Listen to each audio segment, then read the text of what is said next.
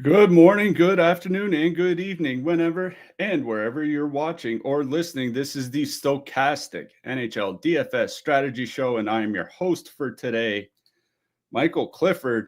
Um, eh, Josh is just running a little bit late today, so we're going to start, but we're just going to talk through a few things.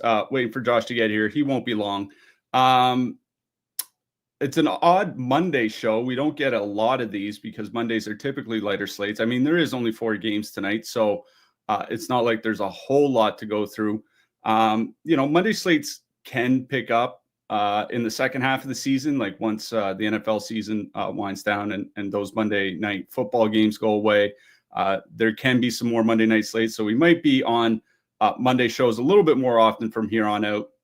Schedule is a little wonky with the Four Nations Cup going on in February. So we'll see how things go. But we are here for today. As I said, there is a 4-game slate ahead of us. Should shout out. I can't. It seems like we shout him out basically like every other show. BMAC had another takedown on Saturday night. He said he threw a single bullet in the 333, played our Columbus Blue Jackets, who had a very good game. Obviously not a Toronto 1 game, but he didn't need Toronto 1 for a 10K takedown on Saturday night, playing Columbus 1 and St. Louis 2, or at least parts of St. Louis 2. He had Zach Werenski. Mikey Anderson had a massive game on the blue line for Los Angeles. Philip Gustafson, the shutout for the Wild. So congrats to him. He's just been on a crazy heater. It seems like it's both NBA and NHL, though I imagine there are some other sports mixed in there as well. So congrats to him. Another big night. Our Columbus Blue Jackets just keep doing it again over and over. You really do love to see it. Columbus not on the slate here tonight. That's unfortunate. But we do have 4 games here to talk about tonight. Before we get a whole lot further, just want to talk about how to approach shorter slates. I know like a popular thing, obviously, is always stacking no matter what slate size.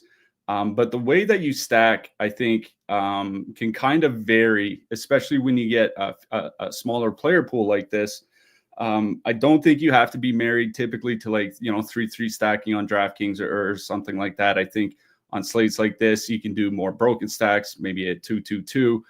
Certainly, depending on what you want to do, you might want a power play stack. Power play stacks, I mean, they're viable basically any size slate.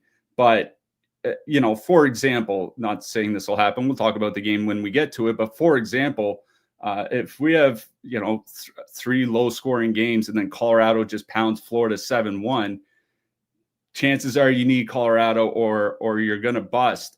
So on those types of nights, having those power play stacks across the board will mean a very strong night. So, certainly power play stacking, a full onslaught, we call them Josh stacks, 6-man stack on DraftKings are always viable. Game stacking is always viable on shorter slates like this. So, I just think it kind of opens the floor a little bit to what you want to do with your lineup, because there are, unless, Washington scores 5, Vancouver scores 6, Florida, Colorado plays 6-4 game. Unless something like that happens, there's probably going to be very few paths to victory. So you kind of want to make sure that that you kind of focus in on a few key teams that you like, especially if you're not playing 150, if you're just doing 20 max or 5 max or something like that. I would definitely just key in on a few teams that you like, and then just focus on those. Like I said, you can be a little bit more generous with the way that you stack. You don't have to be married to any particular thing. We will go through these games one by one. Just want to talk about last night's slate real quick.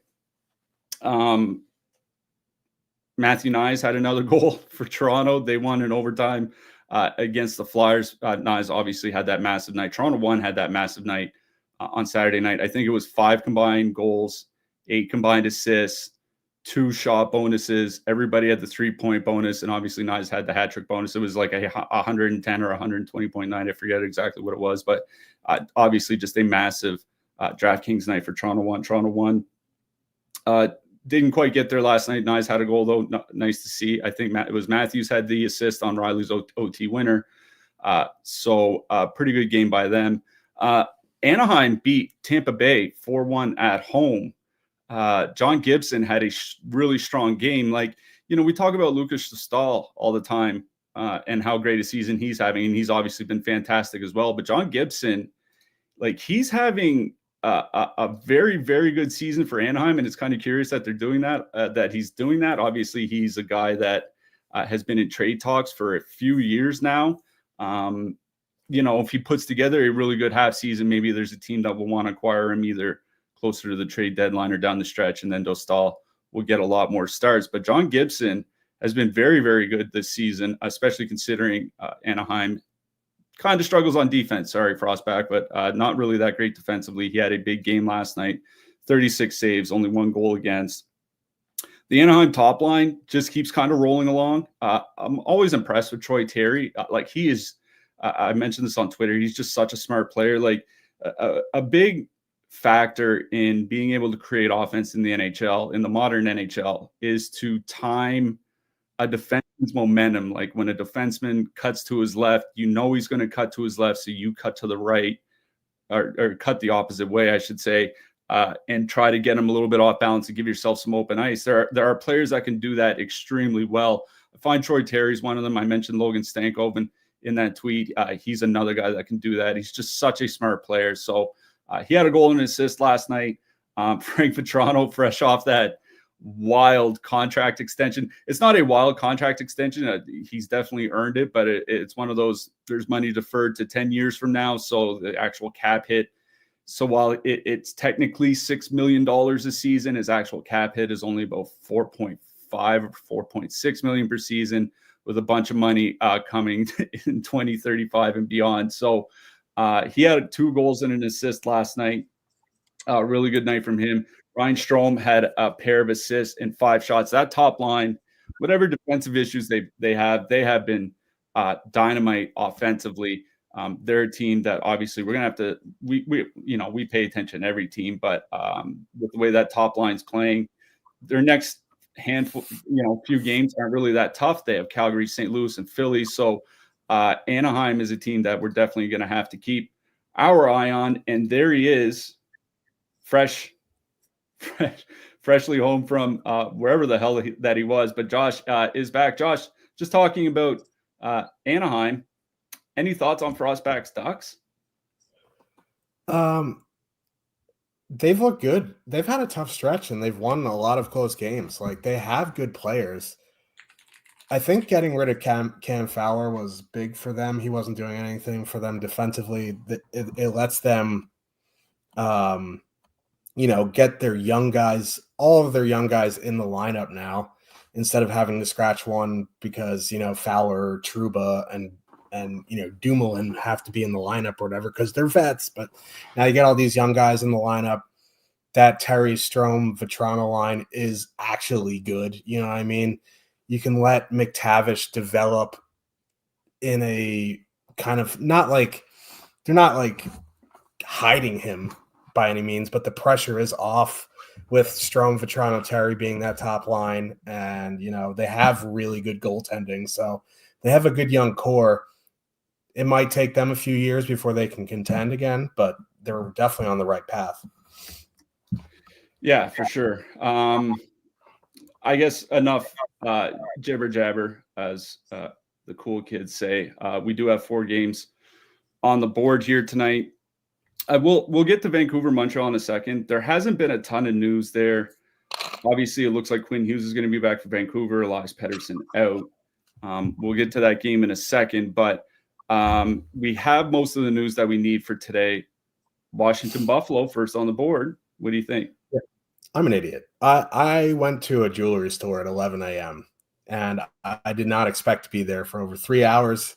So, okay, I'll pull back the curtain on my process a little bit. I obviously know who's playing who and the totals before I sit down and talk to you guys. What I don't do is load top stacks. I don't look at any of the data until I sit down. Usually Cliffy and I will connect 15 minutes before the show, have our little pre-show meeting. That's the first time I look at data, so I can give you guys my raw emotion, I guess you could say, on it. So I'm literally seeing the data for the first time with you guys. So I am prepared. Don't worry, I am prepared, but this is the first time I'm seeing the data. So you're going to get my raw, unfiltered opinions on this slate, and that should be fun for you guys because you never know what comes out of my mouth. So let's figure that out together. But yeah, Washington is heading into Buffalo to face the Sabres. The Rangers are a disaster of an organization right now that pales into comparison to what the Sabres are going through, which is surprising because like they have a good roster. They have good goalies. Okay, like Tage Thompson should legitimately be the number one center. They have young kids that can turn into good stuff. They have Rasmus Dahlin. They have Owen Power. You know what I mean? So like, is it wildly surprising that this is happening? No, because they hired Lindy Ruff when there was plenty of other coaches available. I don't know, man. Like, joke of an organization, joke of a city. The Wings suck. Anyway, Buffalo going Thompson, Cousins, Zucker, Tuck, Paterka, McLeod, and then Kulich, Benson, Krebs. Washington going Ovechkin, Strome, Radish, Wilson, Dubois, Protas, McMichael, Vrana, Eller. So they moved Vrana down, they moved McMichael down to the third line center. He has been struggling of late. You know, he's a guy who creates a bunch off the rush, and when that's not going good, he kind of tends to be a little bit invisible. So they're moving him back down the lineup with Ovechkin back. Radish moving up is fine. Like, I'm a Radish guy. Like, anyone who gets kicked out of the Blackhawks team is going to be a good player, and being up there is fine for me. If you want to play, Strome, Radish, Ovechkin, I think that's fine because, that Zucker-Thompson pairing really hasn't been good. Now, with Cousins up there, it might stabilize a bit more, but it's still a pretty good matchup for Ovechkin, Strome, Radish. Now, that's only if you really want to get Ovechkin in, because I do prefer Wilson, Dubois, Protas. You only get one on the top power play in Wilson, which kind of sucks, and Protas isn't even on either unit. But that line as a whole, I think, is better than Ovechkin, Strome, Radish, and it reflects in the ownership. They're coming in at 16.5% projected, more than double the Ovechkin line. So if you have the 16.7K, for Ovechkin, I think that's fine. It is a 4-game slate, and double the ownership of your top two for that Dubois line really isn't awful. Like, they're on a 4-game slate, you don't really X out anything that's playable. You know what I mean? Especially if you're MMEing. And I do really like that Protas, Dubois, Wilson line. That middle six of Buffalo is just rough right now. So I prefer the middle six matchups, and that will be Dubois, Protas, Wilson. Perfectly fine with Ovechkin, Strome, Radish. I'm not a huge fan of Buffalo here. I know that Washington is better because they're better offensively and they haven't been great defensively. That top line for Buffalo, Thompson, Cousins, Zucker coming in at 11.6% projected. Like, they're fine. They aren't creating a ton. They're scoring a good amount, so they're running a little bit hot, which is fine. But, like, for the extra 900, I can play Strome, Radish, Ovechkin with lower ownership. Yeah, it's a little bit more expensive, but I'll let you tell the Ovechkin stat that you told us this morning, me and Jake, about their shooting percentage. Like, I'm talking about Buffalo running a bit hot. I think the Ovechkin line is running a bit hot, but Ovechkin loves hitting that empty net, and if Washington has a lead late, he's going to be out there for the empty net. So I don't have a ton of interest in Buffalo one here. I think, obviously, if you're making 20 lineups, you'll have some. In single entry, I prefer the Capital side. The Tuck, Paterka, McLeod line, I think, like, as a filler, if you're using, expensive Colorado or something, I think is fine. They have a 4% top two stack, 6.6% projected ownership. 4% top two at 12,000 is pretty good.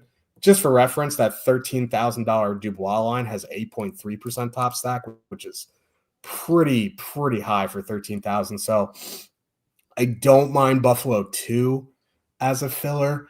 Buffalo 3, I think like a Kulik Benson 2-man, if you're really trying to jam like Colorado and Makar, you know what I mean? I think they're fine, but for me, this is more of a Washington game.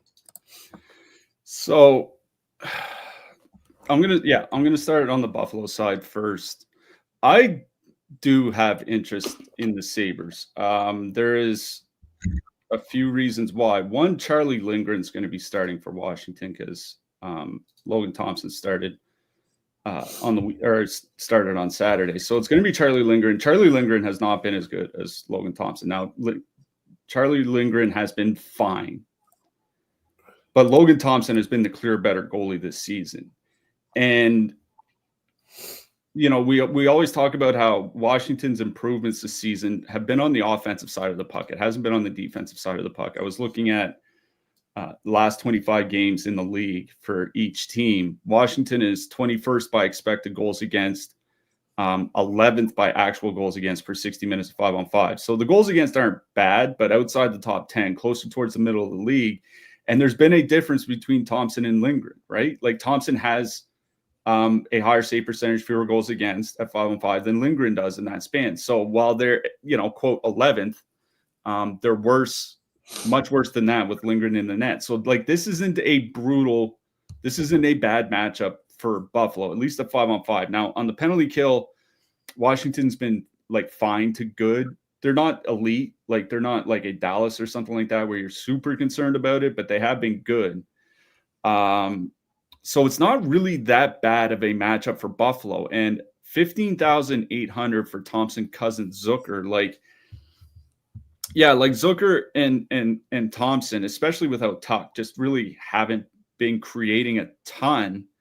But like you said, they are scoring. Tasia started to shoot a little bit more over his last few games. He had 5 against Vegas. He had 4 against Colorado. He had gone through a little spell where he wasn't shooting a ton.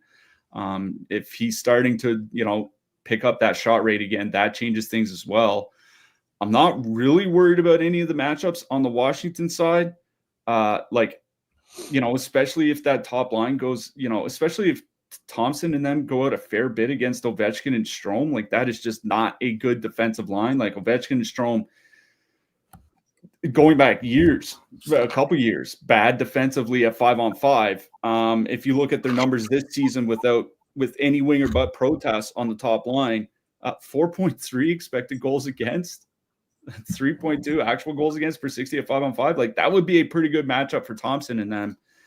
And when you look at that, 16-ish K price range, there are, obviously there's the lines on the Washington side. We'll get to Vancouver in a second.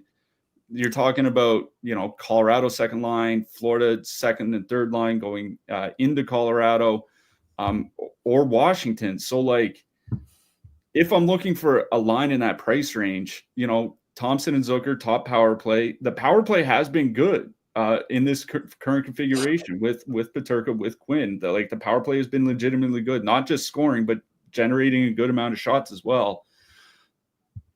12%, it is what it is. It's still a 3 total at home on a 4-game slate. Like I don't find 12% to be that extreme. And like Tage Thompson, like you look across, like Tage Thompson has slate breaking potential, right? Like there are players like that in every game. Like you have, Quinn Hughes or Cole Caulfield in that Vancouver Montreal game. Obviously, a bunch of players, Colorado, Florida, New Jersey, and Seattle. There's at least one team there that could break the slate. So like there is potential in every game, but like Tage Thompson can do it. I honestly don't mind Buffalo 1 here. Buffalo 2 and 3 is kind of a stretch. Like Tuck, Peterka, McLeod, I honestly just don't have a ton of interest.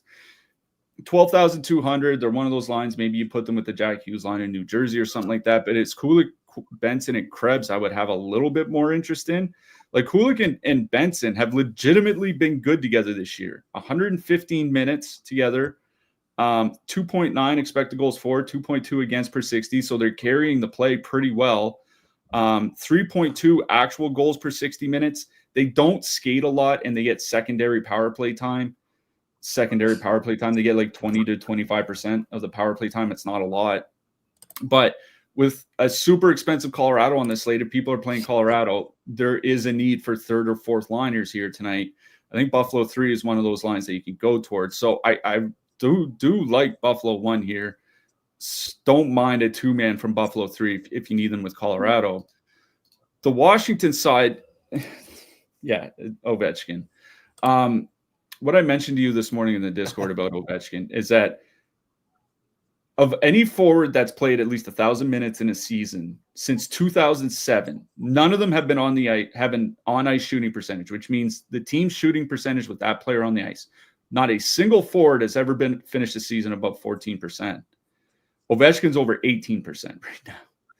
And like shooting percentages are a little bit higher in the league this year, but being like, 27% higher than the prior league best over the last 17 years, like that is a little bit much. So I do expect regression from him. When that starts, I mean, who knows? Him and Strome again aren't great defensively, are creating well offensively. Ovechkin has 25 shots in 5 games since returning, so obviously there is still some offensive potential there. I'd be almost more inclined to turn this into like a power play stack, right? Because Ovechkin and Strome aren't that expensive together. If you look at Tom Wilson's minutes lately, Tom Wilson has been getting like around 20 minutes since Ovechkin returned. Like he's been getting a lot of ice time. You get all 3 guys on that top power play unit. Top power play has actually been fine since Ovechkin returned because it was good without him. Like when they ran to the Chychrun Carlson 2-man or 2 defense power play, they were good, and they've still been good with Ovechkin back. They're generating a lot of shots. Buffalo's penalty kills, nothing to write home about. I would be more inclined to go with a Washington power play stack than just to say stack the top line, stack the second line, something like that. Like if I were to play any line from Washington, I agree with you. It'd be Wilson, Dubois, Protas. Wilson and Dubois, they've been able to create pretty well with any winger. Even outside of Connor McMichael, like without McMichael, they're still at 3.1 expected goals per 60. Something like 25% above the league average. Like it's still pretty good. But I would be more inclined to turn the top line into a power play stack. They're trying to get Ovechkin that record. Obviously, they're going to feed him as many shots as he can take. I don't think like as long as Dylan Strome's the center, Dylan Strome might average 1 shot a game for the rest of the season. As they try to feed Ovechkin, I would be inclined to go like Ovechkin, Strome, Wilson, or something like that, rather than just stacking even strength line. McMichael, Vrana, Eller. Listen, I'm not going to say don't play him or whatever. What I will say is that Nick Dowd, Mangiapane on the 4th line, I think they're more the 3rd line, and that McMichael, Vrana, Eller is the 4th line now.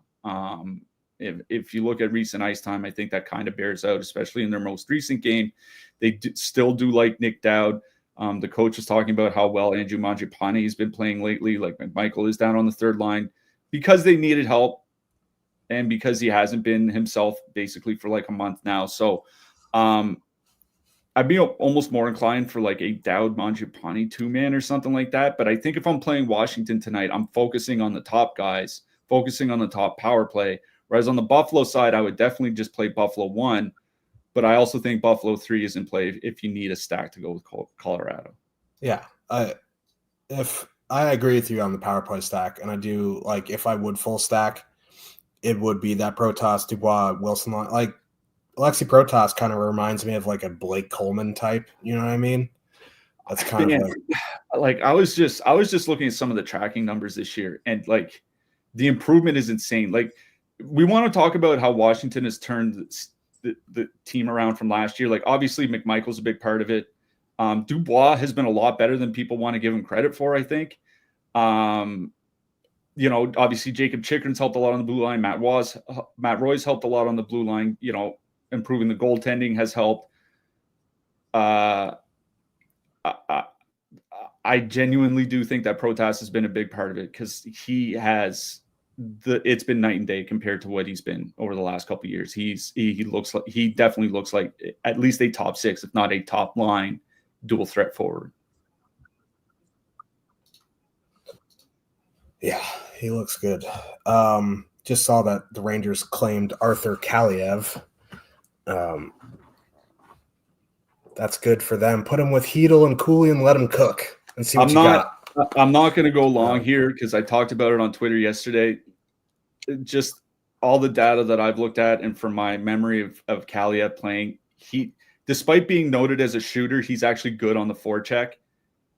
The Rangers are not a forechecking team. They are a rush team. I genuinely think it's a bad fit for Kaliev, and that 2 months from now he's going to be back on waivers. But I hope not, because I genuinely do like him as a player. I think in the right spot, he's absolutely a middle 6 scoring winger. I just don't think that the Rangers are a particularly good fit for him. I just think the Rangers are desperate. Yeah, the Rangers, aren't a good fit for anyone right now. Trade Kako to claim Kaliev. It's just like, what are you guys doing? But anyway, the Rangers aren't on the slate. They haven't been on the slate in a few days, thank goodness, because I just get so angry when I talk about them. But Vancouver, the Canucks, they're heading into Montreal to face the Canadiens. Canadiens didn't have a morning skate. Marty St. Louis, I think, is going to speak at 4:30 Eastern. We don't know if Line is in or out. I didn't see any definitive news. I guess we have to wait and see. It was an illness, though. It wasn't an injury, so right. Maybe so, hopefully with, he missed 2 games, off day yesterday. It's basically like 3-4 days recovery. Hopefully he's good to go. But yeah, we won't find out for a couple of hours yet. Yeah, and then they said on the Vancouver side, they said Pettersson and Demko are out. Quinn Hughes is a game time decision. If the coach is putting Hughes into the game time decision bucket, I think he was practicing on the power play yesterday, so I imagine I'm assuming Hughes is playing. Yeah, just a little gamesmanship from Tocchet, but that's big for the Canucks. Obviously, he's their most important player in the regular season. I would say Demko maybe in the playoffs, but Quinn Hughes being back really elevates that top line. Their offense kind of falls off a cliff without him on the ice. And now if he is back, that top line is fully correlated. They have a good power play matchup. Yes, Montreal's penalty kill has gotten better, but they still are taking a lot of penalties. So if you're going to give a team a lot of opportunities, they're going to eventually take advantage of it. Miller, Besser, DeBrusk, 17,300, a 13.6% top 2 stack, 9.9% projected ownership. Like, they have positive leverage. Yes, they're kind of priced in a weird spot. But if Quinn Hughes is back, I do have interest in that Miller, Besser, DeBrusk line. Now, that second line of Garland, Suter, DiGiuseppe at 11,000, 3.9% top 2 stack, 10.3% projected ownership. That's a lot of ownership for, some poor power play correlation, but they do face the middle 6 of the Habs. And if Line A is back or Line A is not, that second line of Doc, Newhook, or either Line A or Pizzetta is just bad defensively. That Gallagher, Dvorak, Anderson line has actually been pretty good. But if you're going to go out some of the time against Doc, Newhook, Pizzetta, I'm fine with it. I don't love it because you're only getting Garland on the top power play. So a one-off Garland, I think, is fine. A Suter Garland 2-man is fine. I don't know if I'd full stack there, especially at that ownership, but I don't have issues with that line in those matchups. One thing quickly I'll say about that Montreal second line is Pizzetta's penciled in there, but it's been 2 games now with Line out with Pizzetta in that role. I think Pizzetta's played 9 total minutes in those 2 games. They basically just go 11 forward, 6 defensemen, and then cycle through Caulfield or Suzuki or whomever on that second line. Yeah, I mean, honestly, if Line is back in, that's a better matchup for than if they're cycling through all their other guys. So I don't mind that second line. I don't love it from the ownership sense, but I much prefer Miller, Besser, DeBrusk. On the flip side, like, that kind of takes me out on Caulfield, Suzuki, Slavkovsky. Like, I'm not going to like just outright fade them because that's just kind of insane for a fully correlated line. On a 4-game slate, they're $700 cheaper than that Miller Besser line, but they're coming in with, 5% more ownership. And, would you rather have Caulfield, Suzuki, Slavkovsky going into Miller Besser, who without Quinn Hughes has been excellent defensively, or Miller Besser DeBrusque going against Suzuki, Caulfield, Slavkovsky without that shutdown, defense there? It's a good power play matchup. Like, Montreal one's fine, but it's hard for me to prioritize them even in this game compared to Miller, Besser, DeBrusque if Quinn Hughes is in. If Quinn Hughes is out, I much prefer Montreal 1. But if Quinn Hughes is in, it's Vancouver 1 for me. If Laine's in, I'm fine with him as a one-off. But if he's out, then obviously you don't play him. If you are trying to power play stack the Devils or the Panthers or the Avs, I honestly don't mind Gallagher, Dvorak, Anderson. I played them the other night, and they're actually been good. They're like the Flyers' third line. They don't move in price. They do stuff, and you don't get any top power play time. But like a 2-man of Gallagher, Anderson, or a 2-man of Dvorak, Anderson, it's almost min price. It lets you fit in whoever the hell you want. I'm not prioritizing them by any means, but my favorite line in this game is Vancouver 1. Yeah, I'll start on the Montreal side. One thing we talked about the Habs on Saturday. Like, they have been a much better team over the last 25 games. The penalty kill in particular has been really good. I mean, I thought they were dead in the water when they took, I think it was 3 first period penalties against Colorado on Saturday, at least 2. Thought they were going to be dead in the water after that, but they held in and eventually won. The Montreal top line, they've been back together now. It's been 10 games. Now, there have been some easy games in that stretch. Faced Detroit twice, won both those games. They faced Columbus, they faced Chicago, but they've also have Colorado, Vegas, Tampa Bay, Florida, and Winnipeg in there. So there have been some pretty tough games. Those 10 games, 2.8 expected goals for, 72 shot attempts for, 4.2 goals for per 60 minutes of 5-on-5. They've been generating offense very well. What worries me, and I think you and I talked about this yesterday. Minutes. Is Slavkovsky. We mentioned it like 2 months ago where there was there was some video going around about him kind of holding his shoulder in practice. And it's been a couple games now where he's played and he started on the top line and he still plays the power play, but eventually they'll move up like Jake Evans, or they'll move up, I think Emil Heineman even had a shift or 2 or something like that. Like, they move up other guys into a spot and just kind of bench him. I genuinely think Slavkovsky's playing injured. In fact, we looked at his skating data at NHL Edge, and his top speed and his speed bursts are all down pretty significantly. Like, not a massive drop-off like Elias Pettersson, but a pretty big drop-off from last year. So I do wonder if Slavkovsky's playing injured. That's the one thing that really worries me. Is like, am I playing a guy that's at like 75% health? You know what I mean? But they have been legitimately good. They have been legitimately scoring. If you're worried about Slavkovsky, I'm fine with just going with a 2-man of Suzuki and Caulfield, especially if Laine doesn't play tonight, because because like I said, they've been running basically 11 forwards with Pizzetta getting like 4 minutes a game, and it's more minutes for Caulfield and Suzuki especially. So I'm fine with just playing them as a 2-man. I'm out on that second line. Even if Laine is back, I would be more tempted to play the third, even the fourth line. I mean, Emil Heineman just keeps scoring. It's wild. Like, they play Jake Evans a fair bit at 5-on-5. Like, he is a guy that will move up and play on the top line if Slavkovsky's not playing well. I'm not a fan of playing fourth lines, but it is a 4-game slate, and we do have Colorado to consider. But it is Montreal 1 that is my favorite line. But on that side, I would genuinely consider leaving Slavkovsky off, but I do understand why you play him. He still skates on the top line and still plays the power play even when he's quote benched. So just something to keep in mind. I think I'm with you that I kind of like the Vancouver side better with Hughes back.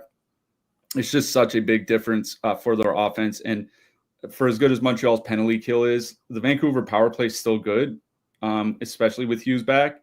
And if Montreal gives up like 4 or 5 power plays again here tonight, like their goaltenders can only hang on for so long.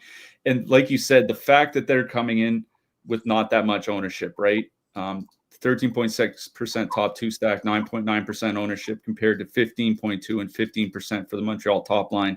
It's a lot lower ownership for pretty similar top 2 stack percentage, and it's only $700 more. So I'd be very inclined to go with Vancouver 1. I do prefer them over Montreal 1 here tonight. The second line is take it or leave it. We're not even sure if it's going to be the second line. They broke up that line in the last game. We'll have to see when warm-ups start. I'd be more inclined to play the third line than I would be the second line. Honestly, Sherwood, Bluger, and assuming Dan Heinen's there, because they called up Jonathan Lekkerimäki because Dakota Joshua is hurt, so we don't know where Lekkerimäki is going to slot in, or if he even plays. What do those second and third lines look like? But Sherwood, Bluger, and Heinen. Remember, that was the line that was together early, like a month ago, 6 weeks ago, whatever it was, when Sherwood was kind of going off, even when he wasn't playing in the top 6. In 145 minutes together this season, 2.7 expected goals for, 3.8 actual goals for, shooting 13%, which is high. Even at like 10%, like this would still be a well above average scoring line. They'll probably see a reasonable amount of that Montreal second line because they do try to hide them a little bit. Kiefer Sherwood has 25 shots in his last 10 games, and this is a guy playing third line minutes. If you're playing Colorado, I think that Vancouver third line is one that you have to consider, but it's Vancouver top line I like best in this game. Yeah, Emil Heineman on that Raphael Harvey-Pinard career arc.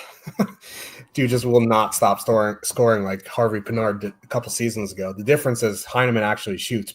Pinard had like 28 goals on 29 shots. It was just ridiculous. Anyway, we have the Panthers. The Florida Panthers are heading into Colorado to face the Avalanche. This is, I think, like, obviously, like, there isn't like a terrible game on the slate. I guess you can argue Seattle sucks, but like, you don't really need to argue that they do suck. But this is probably the most interesting game on the slate, and Colorado 1 moved up Johnny Duran, so that top line is fully correlated. McKinnon, Rantanen, and Duran at 23,500. They have a 40.8% top 2 stack. Like that's bonkers. And they're coming in with 20.7% ownership, so they have extremely high positive leverage. Now they're going to see a lot of that Barkov matchup, and that line has been good. But the issue is Bob's in net, and he's been bad. He has had 4 of his last 5 games have been pretty good. But the problem is, like, they're against Carolina. Carolina's been bad for a couple weeks now. The Rangers couldn't score if they fell out of a boat in the ocean. He got lit up pretty good by Tampa, but then before that, like, he had a good game against St. Louis and Minnesota. They're not awful teams, but they're not great. And Colorado is going to put that pressure on. And McKinnon and Rantanen are going to play 21, 22 minutes. Drouin will probably get like 18, 19. They're fully correlated. The issue is, like, the Panthers don't take a ton of penalties. Like, if this was the Florida team last year, it would be much easier to play Colorado 1 here because they were taking the most minor penalties in the league. They just aren't doing that. But the issue is, like, Bob has been very, very shaky this year. So this isn't like an outright fade at 23,500. You know what I mean? I'm leaning more towards playing them just because Bob's been so shaky, and these guys are going to play super heavy minutes. Now, in single entry, I obviously haven't built yet, and you have the Devils coming up next, and they're the most heavily favored team on the slate. So can you outright just play, favor Colorado over New Jersey? I don't know. It's tough. But like, I don't have issues spending up for Colorado 1. Colorado 2, I don't have any interest in. I know that Bennett, Lusteran, and Kachuk line is whatever, but you're only getting Casey Middlestat on the top power play unit. Don't even know if he'll last on the power play all game. I would imagine you'll see Lehkonen or Colton take his spot if they're struggling. So it really is a Colorado 1 or bust on the Colorado side. The Florida side is more interesting because they're not getting a lot of ownership here. And that top line for Florida has been pretty good. And that Colorado top line trades chances. And the Florida top line is only coming in at 4.7% projected. They're under 20,000.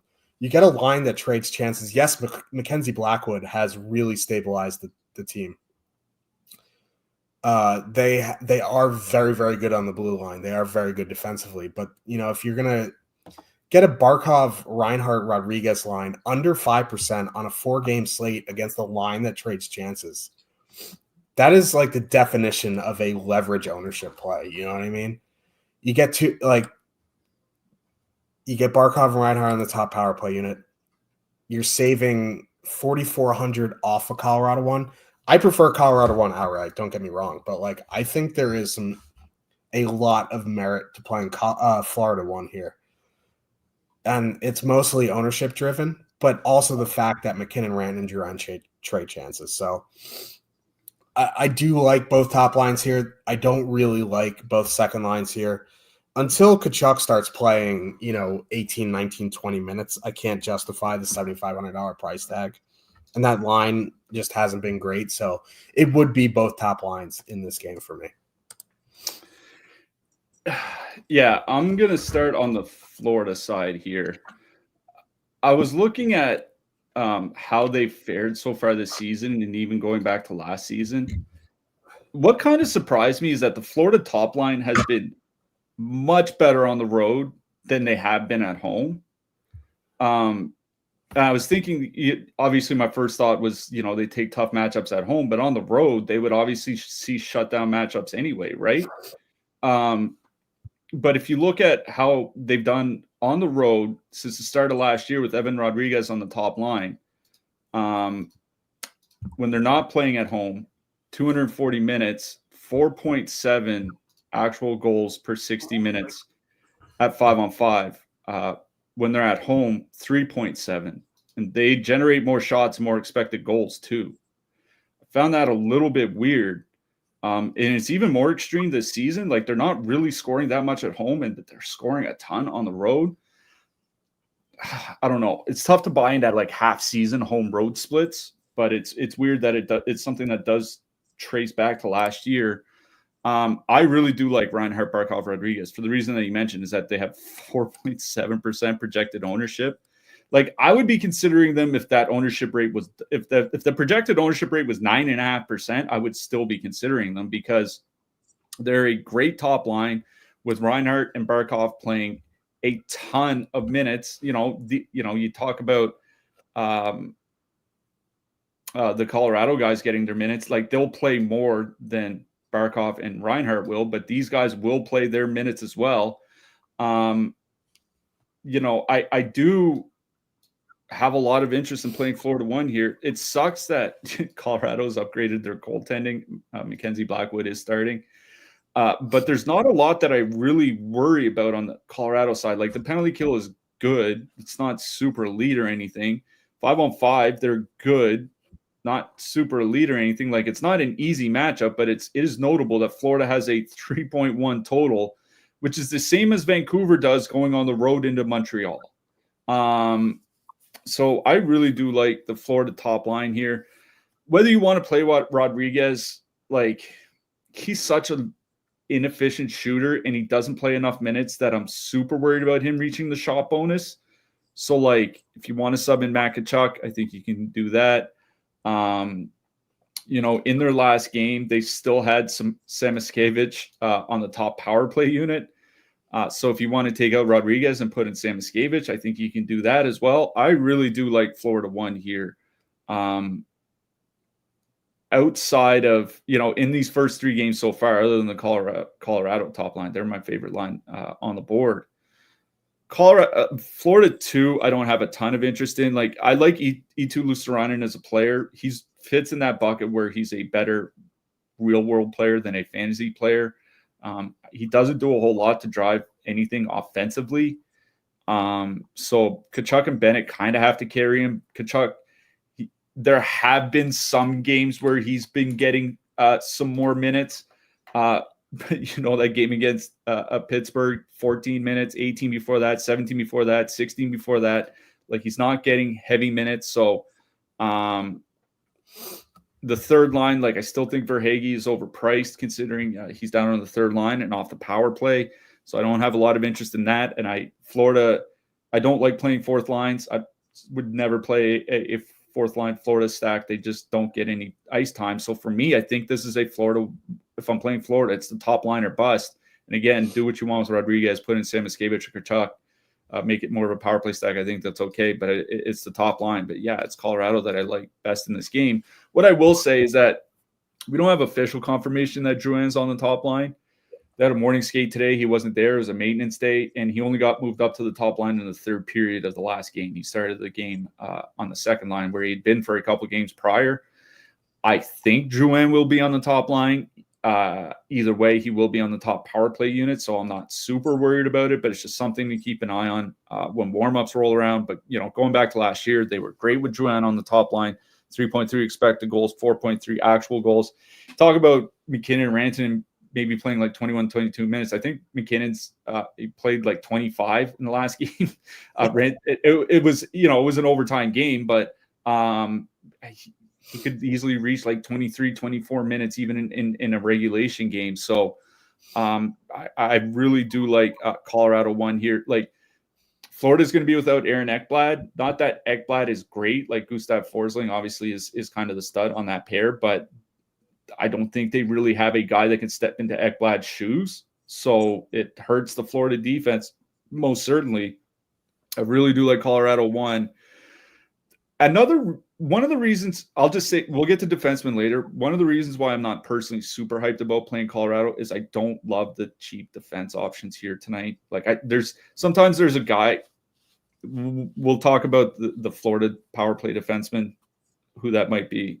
That might be one guy to consider, but there aren't really like a couple guys under like 3,500 where I'm like, oh, slam him in with Colorado 1. I have no issue doing that. Like, it'd be probably Josh Manson from Colorado. You know what I mean? So the way I've been thinking about defensemen is the one thing that's kind of keeping me from Colorado. But listen, it's still a 3.3 total at home, fully correlated top line. They're expensive, but it's not like 26,500 Tampa Bay expensive. So I do like Colorado 1. It's the only line that I would consider in that game. So honestly, I think this is a game where I'm focusing on the top guys, the top lines, or I'm just not playing them. Yeah. I think it's Adam Bachquist running the power play now for Florida. I mean, we'll get to defensemen when we get there. I don't think it's going to be Bachquist because he's not in the lineup. I imagine it'll be Bachquist is, yeah. And he had been getting secondary power play minutes. So, yeah, I think it would be Bachquist. I was thinking of our buddy Uvis. Ball sinker. Yeah, he might get some more ice time. We'll talk about that in a bit. Yeah, but, whatever. Defenseman. Devils. Why do they have to be good this year and the Rangers suck? Makes my life miserable, but they are heading into Seattle, the rainiest place on earth, to face the Kraken. Now, line matching is kind of important in this game because the Beniers, Kakko, Schwartz line has been very good defensively, and the Stevenson, McCann, Burakovsky line has been atrocious, is like a nice way of putting it. Like they'd look bad on the Anaheim Ducks. Yeah. So I think Beniers, Kakko, Schwartz is going to go out against Hughes. Like, that's how I would treat it. I don't know if you have a different opinion on the matter. I think it's going to be Stevenson up against Hischier. It seems like teams have been matching against Hischier when New Jersey's on the road, and Seattle's last game they used Stevenson primarily. I think it was like 80% or something like that of his 5-on-5 shifts were against McDavid. So that's like the Sharks just using Barclay Goodrow in shutdown. Like, it's just one of the dumbest things you can do. If they're going to go out against Hischier, which I agree, I love that line. Because not only is it a great matchup, that line is insanely good. Like, insane. Like, they've been incredible. Now, the one thing I will say is it is a very good power play matchup.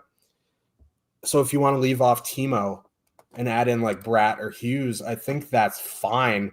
Like, it's still not overly pricey because Timo still is $6,200 and Bratt is $7,100. So we'll add $900 to the stack. It would make it $18,200. Or if you add in Jack Hughes, it would still be under $20K. It'd be $19,800. You know what I mean? That's still cheaper than Colorado. It's a little bit more expensive than Florida 1, but it's not overly price prohibitive. That Hischier-Nason line has been insane. If they're going to get Chandler Stevenson, that line, that iteration in 80 minutes, 4.1 expected goals against per 60, like, is one of the worst defensive lines in the league. And that Nico Hischier line, 4.2 expected goals per 60. You do the math there, 4.1 against, 4.24. You know what I'm saying? It is a really good power play matchup. So I do like power play stacking here. And there is a lot of ownership on both lines. So, like, if you leave off Timo Meier and add in Bratt, leave off Timo Meier, add in Hughes, you do a double center stack, something like that. Yes, all three of those guys would be high owned, but that combination might not be as high owned if that wraps around your brain there. So I like the Hischier line the best, but I like leaving Meier off and adding in Hughes or Bratt. On the Devils side, or on the Kraken side, I think the only line I would really consider is Beniers Schwartz Kakko at 10-8. There isn't a huge need for them unless you're playing Colorado. But that line with Kakko there has been very, very good in a 50-ish minute sample. And if they do see that Hughes line, like, they're not awful, but they're more of a trading chance type line than the Nico Hischier line. If you need more salary saved, I don't mind like a 2-man of Wright and Bjorkstrand or Wright and Tolvanen. But as a full stack, I think the only line in Seattle I would consider is Beniers Schwartz Kakko. Yeah, I really do like New Jersey here. Here's the one thing that concerns me about the Devils. 18% ownership on the Hughes line, 17% ownership on the Hischier line. And their team total this morning, when I looked at it, was 3.2, and it's up to 3.5 now. It's something I wish I would have kept track of, just from what I remember. When there's that much steam on a team's total, usually there's more ownership than we're even showing. So, like, I worry it's instead of 18 and 17%, it's like 25 and 23% or even higher. Like, that's the one thing that I'm concerned about. But it's a great matchup for Hischier, Meier, Nason. And like you mentioned, their expected goals, like they're at 3.3 goals per 60 minutes at 5-on-5, like actual goals. It's something like 32% higher than the league average, with a league average shooting percentage, right? They create so much. It is crazy. Like, if they, I do think they're going to see a fair bit of the Stevenson line. That is such a mismatch in the favor of the Devils. Yeah. Now, whether you leave Meier on or off, what I will say is Timo Meier's over 3 shots per game in his last 20 games, and that's playing 16 to 17 minutes without top power play time. He's not scoring a ton, but he is shooting a fair bit. It's Philip Grubauer. Like, everybody scores a ton against Philip Grubauer. So, like, if it was Joey Decord, I'd be having some hesitation, but And listen, goalies are goalies. Like Grubauer can save like 35 at 36 tonight. Like those things happen, but he is the worst goalie and has been since the start of last year, and by a good margin between him and Decourt. So I really do like the Hischier line here. If I were to put a guy on the line, I would probably put Hughes over Meyer.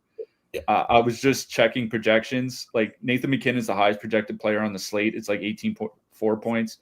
The only player anywhere close is Jack Hughes. He's at like 16.6 or something like that. And like everybody else is under 12.5. So like like Hughes is like way out in front by stochastic DK point projection. So if you want to take off Meyer, I think Hughes is the guy I would put on, do a Hughes, Hischier, Nason stack. Like that's still a stack that's under 20K because Nason's so cheap. So it's not even like a bank breaking stack. I'm perfectly fine with doing like a Hughes, Hischier, Nason stack, but I really do like the Hischier line more than the Hughes line. Hughes line is fine. Like I'm not going to say don't play them. They do have the higher top two stack, a little bit higher ownership, but not much. Obviously, they've been really good this year. 3.5 expected goals per 60. Bratt and Hughes will probably be two of the three most used forwards that New Jersey has here tonight.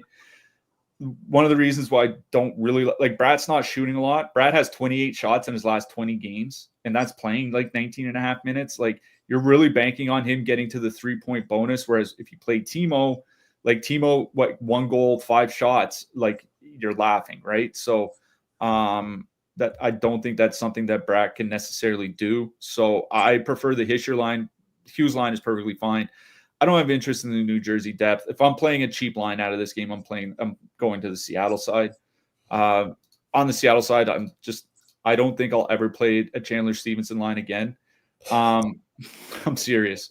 Like a showdown slate, I'm playing the other side. I was looking to see like maybe there's something like under the hood because his expected goals numbers this year are terrible, and they were terrible last year. And I was looking under the hood, like sometimes these guys have really good playmaking numbers. And he usually did up until last year. Last year was the first season that those playmaking numbers disappeared. Playmaking numbers are bad again this year. Every once in a while, he pulls off a wizard pass. Like he just has that skill. He can't do it consistently. So I agree with you. It would be the Beniers line, probably Beniers, Schwartz, and Kakko. They have been good in a small sample together, 3.3 expected goals for, 1.8 against. They get 16 to 18 minutes. Schwartz is on the top power play. The other two guys are on the other. They're cheap enough. You can fit them in with Colorado. Because they get more ice time than that Bjorkstrand line, I would probably go with Beniers, Schwartz, and Kakko. But yeah, I do think Bjorkstrand, Wright, and Tolvanen, and some 2-man, even a 3-man if you need them in Colorado, I think it's okay. But it's the Beniers line I like best as a filler in this game. But it's clearly New Jersey I'd rather play here. Yeah. I mean, you could just straight up full power play stack them if you're worried about the ownership. Because I do agree with you, like the total jumping over 10% throughout the day. Like in some single entry contests, you'll see Hughes pushing 35%, I bet you. Yeah. I mean, I don't bet you, but like it's an expression. But yeah. Let's talk about some defensemen here at the top of the board. Cale Makar at 8,800. Quinn Hughes, if he is in at 7,800. I will say, like that. I was just talking about how Cale Makar 8,700 is the most expensive I've ever seen. Now he's 8,800. But I will say, in his last 8 games, he's had 6 or more. 6 of the last 8 games, he's played 25 minutes or more. 4 of the last 8 games, he's played 28 minutes or more. It's like him and Werenski just never leave the ice. So, yeah, like obviously I'm not going to prioritize Cale Makar, but if I have the space for Cale Makar, I'm going to play Cale Makar. I do really like Quinn Hughes here tonight. I think I would put him in with Vancouver stacks. I wouldn't necessarily one-off Quinn Hughes. I will say if I'm making 150, I am absolutely making a lineup with all the Hugheses tonight. You don't get that opportunity too often, so I'll get the Jack Quinn Luke stack going.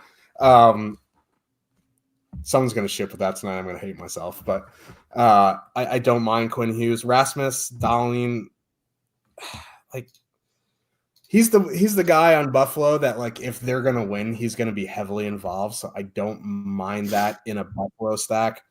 Obviously, Dougie Hamilton's in a great spot.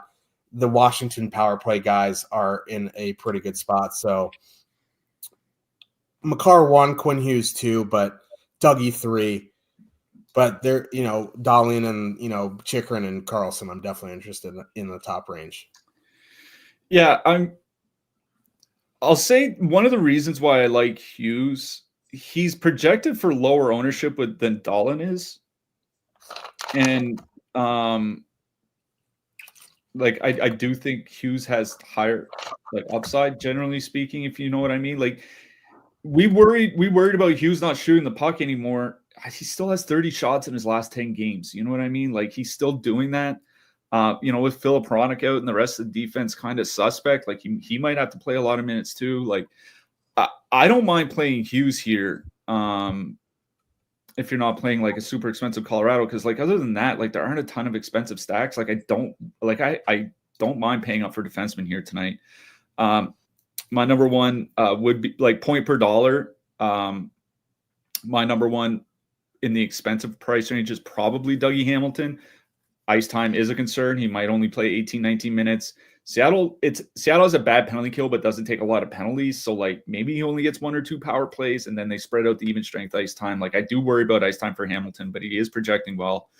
I would probably prefer to play Hughes tonight, but yeah, obviously if you have the space, then Makar is perfectly fine.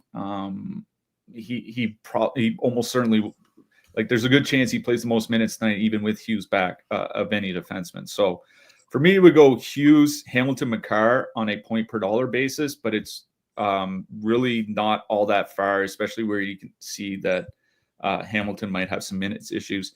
In the mid price range, I really do like Jacob Chikrin. Listen, man, his shooting percentage is hot. That'll come down, but he's still shooting the puck a lot. He's still shooting the puck a lot. That's the thing.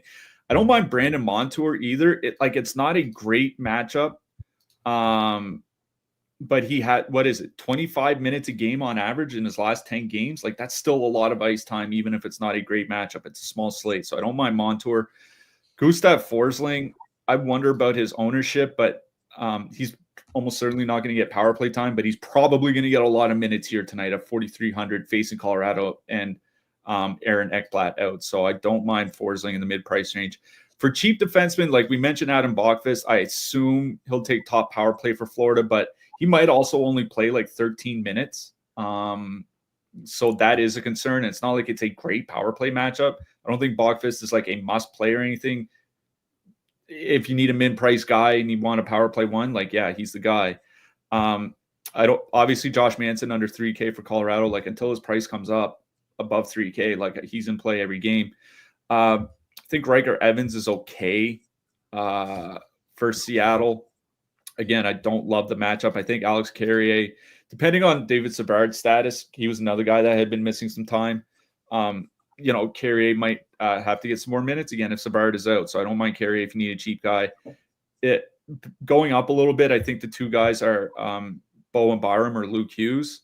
Byram's been getting decent minutes. It's not a bad matchup at home against Washington. And Luke Hughes, I don't know, man. I've watched a few New Jersey games over the last few weeks, and he's the guy, forward or defense, that seems to stand out every single time I watch them. And he is getting good amount of minutes. He is shooting the puck. If you don't want to pay all the way up $6K for Hamilton, I think just paying $3,700 for Hughes is just fine. Those damn Hughes brothers, man. They're so goddamn good at hockey. It makes me sick. Anyway, let's go talk about goalies. This might be the worst goalie slate of the season. We say that every once in a while, but if you look at the projections for the goalies, I'll bring them up on the screen here real quick. There is one goalie on the board projected for at least 11 DraftKings points. It's not like it's a 2-game slate. There are 8 goalies playing tonight, and there's only one goalie projected for more than 12 DraftKings points. Nico Hischier has a higher DK projection than every goalie except his own goalie. Yeah. So here's the issue with Markstrom, right? He's the guy projected for the most points. The Devils just don't allow shots. He hasn't had Markstrom in a win hasn't had over 20 DK points since December 2nd.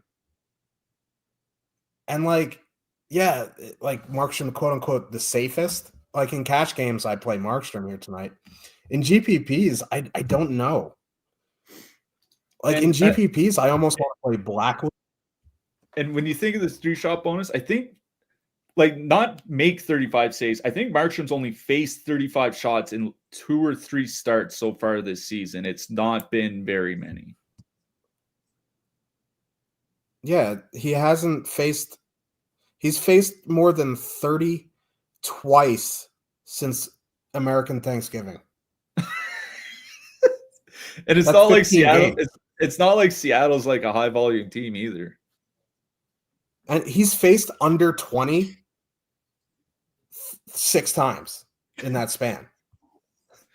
Like the Devils are just disgusting at shot suppression. So I think in GPP, like obviously Markstrom and Cash is fine. In GPPs, I honestly prefer Blackwood or Lankinen if I'm spending up. Like if Laine's out tonight, I think Lankinen makes a fair amount of sense. Like Lindgren's fine at 7,800. He doesn't excite me. He's just like there as an option. Spending down would be Montembeault, but like your goalie options here tonight are Markstrom, Lankinen, Blackwood, Lindgren, the Buffalo starter, Bob or Montembeault. Like there's nothing there that excites me. If Hughes for some reason doesn't play, like Montembeault is fine. If Hughes is in, I think I'm going to be picking between Lankinen and Blackwood, honestly. Yeah, like no goalie is ever safe. Like quote the safest option is Markstrom, but he could like 2 goals against on 20 shots, and like I guess he would take it because he didn't get blown up, but it's not a good DFS night. You know what I mean? So I do worry about that. I agree with you. Markstrom, I think if you want to just, I think as far as any goalie can be safe, which they aren't ever, especially on a day-to-day basis, like you might be able to bank 9 or 10 DK points. And if you're fine with that, then just take it. But Mackenzie Blackwood was the guy that I was looking at. I do worry a little bit about shots there as well. It's not like Colorado's been giving up a ton either. I think Lankinen makes sense here tonight, especially like you said, especially if Laine is out. Because if Laine is out, it takes a big piece out of any scoring depth that Montreal has. It takes a big piece off the power play. Vancouver's one area they've kind of struggled this year is on the penalty kill. So I do think Lankinen. Like I would rather play Lankinen at 8,200 than Lindgren at 7,800. So I do think Lankinen makes a lot of sense. So for me, it's probably it's Markstrom, Blackwood, or Lankinen. Really, it's between Blackwood or Lankinen for me. If you're paying down, it's probably to Montembeault. I'm not rostering any Buffalo goalie. I'm certainly not rostering Philip Grubauer. If you want to risk going to Sergei Bobrovsky on the road in Colorado, Godspeed. I just think Montembeault would make the most sense. It just like you said, it just worries me a little bit that Hughes is back. Yeah, like I guess I don't mind Bob and GPPs, but like you have to understand the range of outcomes could be like -8 to 25. Like you have to be okay taking -8 if you're going to play Bob here tonight. Yeah, even though Colorado hasn't been the best scoring team this year, and it just always worries me playing a goalie on the road in Colorado. Yeah, it's never ideal. Unless you're a rookie for Montreal, and then you only allow 1 goal against and win in the shootout. Well, Josh Dobbs is the greatest thing since sliced bread, so his name's Jacob, but I called him Josh because that's my name. We will be back every day this week because we love you and we have awesome beards. But yeah, look forward to that. Who are you liking for your hat trick pick? I think I picked him once before and he had a goal, but he didn't get a hat trick. I'm going to see if he can do it again here. I'm going with Tom Wilson. Tom Wilson. I will say, since like he's bound to do something stupid, but since he's put the shenanigans away, he's been an actually really good hockey player. I don't want to knock on wood because he did powerbomb Artemi Panarin one time. So, but I'm going to go Stefan Nason. Ooh, that'd be something else. I'll keep it a little spicy on a 4-game slate. I guess Wilson is pretty spicy, but yeah, I'm the spice king and haven't hit a hat trick pick since like 2007. So we got to do it. Fair. But I appreciate you guys hanging out. 400 of you are hanging out with us on a 4-game slate. You guys are nuts. Sorry I was a little late. I'm an idiot, but I'll be on time tomorrow. Good luck, everybody, and we'll see you tomorrow. Good luck tonight, everyone.